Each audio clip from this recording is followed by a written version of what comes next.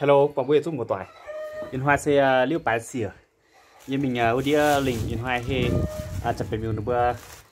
mải. Cái này nó chỉ thăm. Như mình thành đâu tao món tê, mái tê tê đâu here là diều piêu này. Thì nó chỉ thăm. Là như anh tam tinh, anh chịu tới tiền.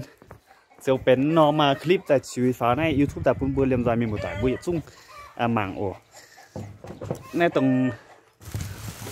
tế nó sẽ này bữa bữa mảng tăng yếm đâu tại cả này. Này giờ mình买tuần tế sẽ bua chan, bua kilo. Này ở mình một tỏi, chỉ đảng như không nó như chiều nhìn như đèn tại bữa bữa mảng ha. Nhìn hoa này giờ mình买tuần này piêu tại này, bữa bữa một tỏi mảng tiết tiền, nên như piêu thang hải no, nên thang bên như là diều bữa nhả nó sân nó. Bản thế này sẽ hìa cái này. Đấy, nhưng mà kiểm như nhưng mà cái zim xăm này như đảng như em đi Hà Nội đi ở dưới chiều nên như nó có đèn nên nòm đã đảo nhưng mà sinh zim luôn đấy. Sơn này piêu thần ham để chàng ở mình một tỏi à. Này buồn buồn mình mới chung bữa tụ mảng này mà để phải mà để lô ở đấy ní. Nó sẽ hiểu cho hiện là diều phải sẽ bưa con phòng diều piêu ở bữa miền con phòng diều piêu phải sẽ hiện là diều piêu anh tống tế nó sẽ nó tế sẽ nó điều hiểu cho mía giò mía giò nó tế y nhung lông chun tống nom hiện là diều thảo tống tiêu này nhìn hoa nó khá mà chỉ tao tê con tê sẽ chỉnh quần đèn nó phe lọ yên chung chuột mới đảng tụ yên con tém mà chế nó con phiêu nó bữa miền mùa liềm rồi chung anh tham gia tê bia cháu tranh hát tạo anh thôi mà bữa phía giảng tại bia hiu tụ tấn tiêu này nhìn như quải tuê nhìn chuột bèng xị như luôn ý chuột nó bèng xị như nó luôn án tiêu này chán tiêu nó sẽ chọn chân tê y tiêu bữa nồng tài thành bữa như mình con lip dây này phổ ở niềm muôn niềm phổ đúng không? Chứ điều nó in hoa nó vậy anh trở lại như con tới tiền tầng tiểu nó mà piêu này nó piêu nó sẽ hiện nom nền nó cháu đia ở nền cháu đia như cái này nó thang có tháo bữa miền bờ toại hát tàu bữa như gom bùn bữa hà nó sẽ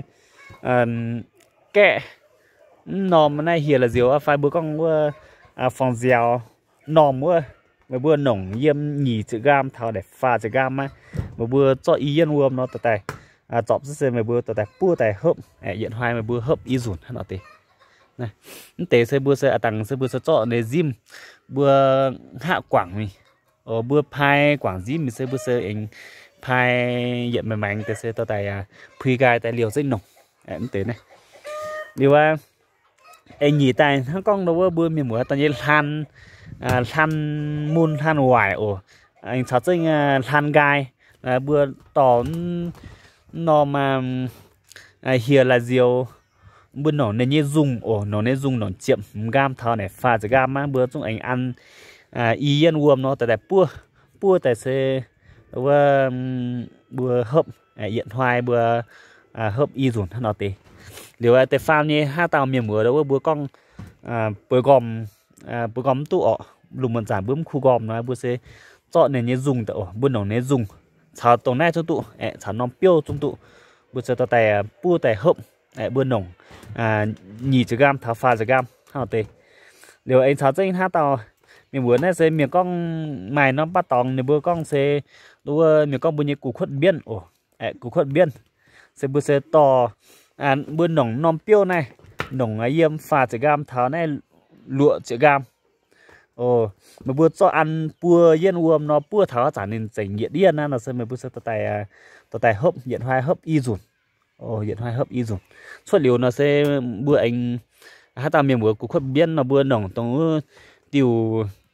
bữa hiểu cho cùng mua mía hiểu tụ bữa tao tài sẽ rào điều bữa nồng có tiêu mà quang hiểu tụ cháu chân tiêu vong nem nhà tụ này sẽ cũng không biết nên mà chạm tiêu như ọ anh cháu chân thang hát tao miền mùa đâu bữa choang tại pu ha mà bữa nồng tống nom here là diều nên như nom ổ nên nom nồng thao yếm này đâu nhỉ chữ gam thao pha chữ gam anh chọp chân đâu chọp đó nhỉ chữ gam sung nhì chữ gam thông nhì chữ gam phun tế pê nhung bữa bữa tao tài sẽ bữa tài hấp bữa ăn yên uom nó bữa tháo giả nên chỉnh tài yên nó sẽ bữa sẽ tao tài hấp liều nó sẽ bữa tao phao chờ mình bữa trên cho xoàng hầm chứ vậy nó chẳng hồ sẽ lồng ạ này anh cháu chân thang mình con bữa mình một tuổi hát tàu bữa như bữa tàu bữa bùng khảo môn ổ này bùng khảo môn nãm cun bữa như bữa phải cháu con chun nằm tòng bùng khảo môn là xem bữa sẽ chọn nòng tiêu phải nòng này như dùng con chun nòng nhiệt tiêu mà bữa nòng nòng nhiệt tụ nòng này như quanh nòng này dùng cháu chân nòng tiêu mà bữa nhiệt tụ nòng nhì chữ gam tháo pha chữ gam tông tê cháu chân tông ước tiêu dễ hiểu cho cà gai leo bây giờ cho hiểu gì mua dìm tiêu vậy tuần hang bên này sẽ bữa tao tay tông tiêu này mới bữa chút nổ nhì chữ gam cháo chân đó ước tiêu chăn dây hiểu cho có xương phê chữ gam cháo tiêu lá lốt nhì chữ gam cháo bồ công anh nhì chữ gam này tê sơ chăn dây nó bữa hiểu hang bữa tu bữa im miền quả bữa hiểu nó thang hải nó yếm hi tụ nó sẽ tê này bữa chung bữa tọt tè ăn trên bùa yên uom nó bữa tháo giản trình nhị yên nó sẽ mấy bữa sơ tao tay hấp điện hoài bữa hấp điện rủn ha mấy bữa hấp mà yếm nhì chấn hoai tháo pha chấn hoai nó sẽ phủng con này chung đâu có hài thành tụ bữa này anh tháo trên đâu hát tao miền mùa đâu mà con bữa như xin bữa tàu xiết tại nền hu nói mà bữa nồng nom hier là diều tiêu phải sơn nồng này như nom nồng nhì chữ gam thà pha chữ gam chào bên như tàn chăn mía nhì chữ gam chào trên đâu bồ công anh nhì chữ gam ạ chào trên đâu như con có tiểu trồng xị này như trồng xị phải sơn phun xị vơ tông tiểu này chăn dây hiện cho sâm đại hành với phê chữ gam mà bữa to tại pua tại hấp ăn pua yên uom nó pua tại xe pua tháo giản trình tại yên nó sẽ mà bữa xe to tại hấp điện hoài hấp điện sụn này xe đâu hát tàu bên như xin hu này anh tao chỉ ta nhìn lá xin nòng chiên tổng nom piêu này bữa miền mùa tỏi bữa tụ ngoàng liệu nó mới bữa hít tụ hát tàu miền mùa như đâu bữa như liệp chê bữa như yao chư mày là pi anh chào cho anh bữa như gì biểu đi mày là pi mà bữa nòng nom này chậm gam chào cho anh tổng vân nom mà chỉ biểu nhim chỉ biểu nhim này sẽ y nhung mới bua hấp có thò mai chỉ biểu nhim nó sẽ mới bua nóng tiêu ở tụ có thắm mai nom hiện là diều nó mới bua nóng tiêu chỉ biểu nhim ở tụ này chỉ biểu nhim này sẽ mới bua to tài sẽ chấu gai tại sẽ nghìn muộn tại chọc sẽ uom phiếu tại sẽ hấp mà bua hấp lào tại nhiên là sẽ thành tụ mà bua anh có thắm mai nom hiện là diều chọc sẽ nó sẽ y nhung chọc sẽ là nền trung giả như có thắm mai là bua nồng hiện nhung nhung nồng nên ở tụ nhé này nó sẽ chỉ nên thành tụ mà bữa nó xì dạo điều anh hát tao miền mùa đâu bữa con bữa mình bùi dừa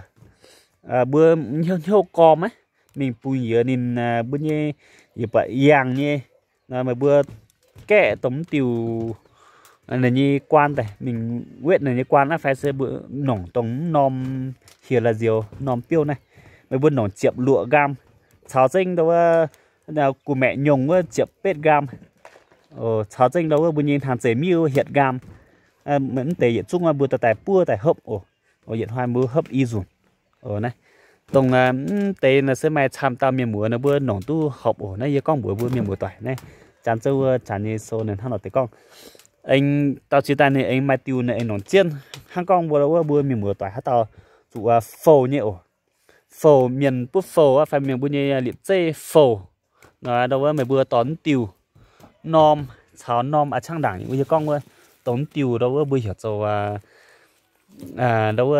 mía giò này tón tệ y tiêu mà bữa tao tẻ bữa tẻ hộp này ở bữa tại hợp nó sẽ thành tụ mà bữa nên rất gì giàu này giờ con tại ăn này buồn bữa làm dài dịch trắng bữa yêu miền bữa tôi hít tụ ở yếm nó tổng bữa chúng tôi hít tụ sẽ tống tiêu sẽ thành tụ bữa là xịt tham ổ nên tế này giờ mãi tại bún nó tại âm hoàng tê thì ông hoa bữa California quá nhìn hiểu tại bia thì thành niệm mãi tê tê tại bún nhìn nó tổn hại như trong chuối tại bún nhìn nhá nên có nên họ liền nên hay là gì giàu bản hit anh dạy mình sẽ bữa hiện anh chuối tê là in hoa nó giờ liếc bài sửa giờ mình đi mãi tuần tự chỉ nom ha mãi mà tham ổ sao giờ hiện nom mà he chặt phải mưu chia bè tàu chúng mày tệ ha có gì trong mấy cái mày chở chỗ này bài thế này bún vừa miền muối con tới tiền là bún bưởi chung liềm rồi miền một tải bưởi hết tụ ha nè ổ thế này anh gang tài tì nó mà liếc bài với vậy miền mảng cà phê mà mày vậy con bữa nay ha lại trình bưởi chung miền một tải quảng sẽ chở hồ mảng yên nó clip ở số bài yên chỗ tài mà nó ba tàu nhìn mấy cảnh cà phê bưởi như tập bung mấy bưởi nòng tống nó mà here là diếu này nhìn sành châuไปอยู่เดียวไทยchúngไม่คิดตัวไทยđó bữa Việt Nam tao Việt Nam thì bung bữa mày Việt nhung anh cháu sẽ mày Việt tiểu dia bữa sành đồng nó Thái đóถ้าตามมีbữaคิดตัวช้ำแต่ยังไงยังทุ่มมาbữa phíaแต่rằng anh sẽ nói cái đi clip đó cái điแต่bây cháu sẽ Việt chung miền bữa mảng nhé bữa tôiคิดตัวanh cháu sẽ đâu anh hát tao bạn giàu nhé bạn Việt số nom clip này nó tốt trụ nhé nó anhทุ่มbữa thì nó mày nó rằng xè với thế xe chắc nó clip nó sẽ hỗ tài miền của tụ mặc tham tề nó bữa tụ tấm bữa điệu cháu thấy mấy cảnh chặn nom giảng sĩ đó hiểu cháu subscribe nó vừa yếm biểu mánh của nó sẽ thì chặn sinh là hỗ tài chiếu tụ hai năm clip nó sẽ bữa anh nhớ chung bữa miền của tụ màn đảng này chính tham bye.